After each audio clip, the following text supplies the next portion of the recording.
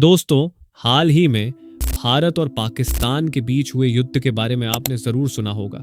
ये जंग अभी भी पूरी तरह से जारी है, लेकिन सवाल ये है कि अगर यह युद्ध ऐसे ही चलता रहा तो क्या होगा? क्या पाकिस्तान भारत पर कब्जा कर लेगा या फिर भारत पाकिस्तान को पूरी तरह अपने अधीन कर लेगा?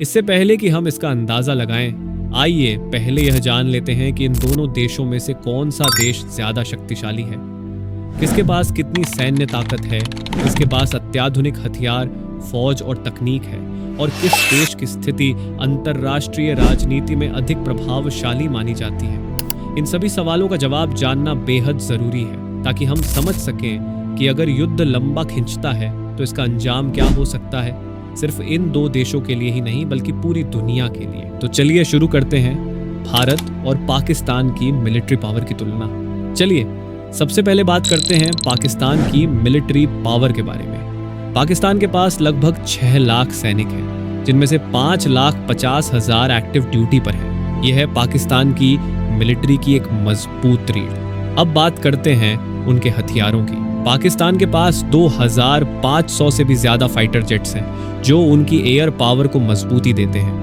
इनमें से कुछ जेट्स जैसे F-16, J-F-17 थंडर और मिराज 3 उनकी हवाई सीमाओं की सुरक्षा करते हैं। और जब बात होती है न्यूक्लियर वेपन्स की, तो पाकिस्तान के पास 165 से अधिक न्यूक्लियर वॉरहेड्स हैं। ये वेपन्स उनकी मिलिट्री को एक शक्तिशाली डेटरेंट बनाते हैं। पाकिस्तान के पास 5 से अधिक सबमरीन्स भी हैं, जिनमें कुछ न्यूक्लियर पावर्ड सबमरीन्स भी शामिल हैं।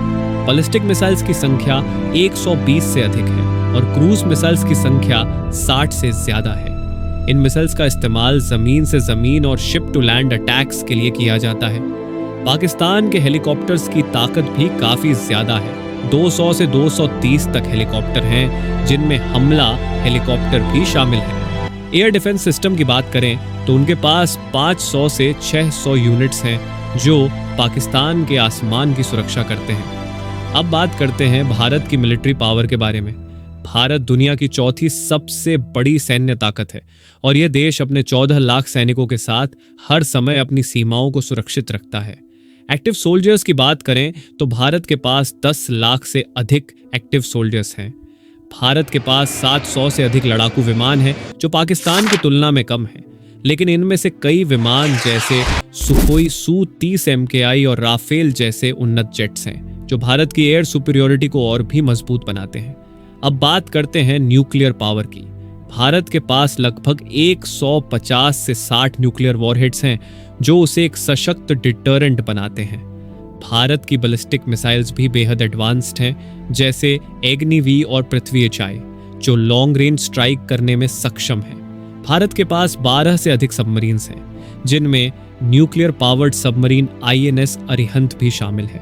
अगर हम क्रूज मिसाइल्स की बात करें तो भारत के पास 80 से अधिक ब्रह्मोस मिसाइल्स हैं, जो दुनिया की सबसे तेज मिसाइल्स में से एक है। भारत के पास 400 से अधिक हेलीकॉप्टर्स हैं, जिनमें अपाची HH-74 और AMI-16 जैसे अटैक हेलीकॉप्टर्स भी शामिल हैं। एयर डिफेंस सिस्टम की बात करें तो भारत के पास 1000 से अधिक यूनिट्स हैं, जिनमें S-400, आकाश और बरक 8 जैसे एडवांस्ड सिस्टम्स शामिल हैं।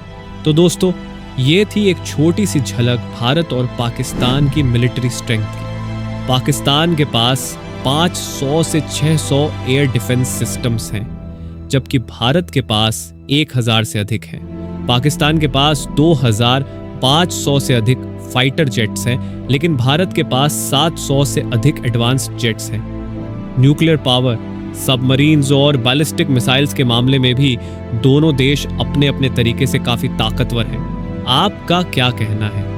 आपको क्या लगता है कौन ज्यादा ताकतवर है, पाकिस्तान या भारत? कमेंट में अपने विचार जरूर शेयर करें। अगर आपको ये वीडियो पसंद आया हो तो लाइक और सब्सक्राइब करना ना भूलें, क्योंकि हम ऐसे ही और जानकारीपूर्ण वीडियो लाते रहेंगे।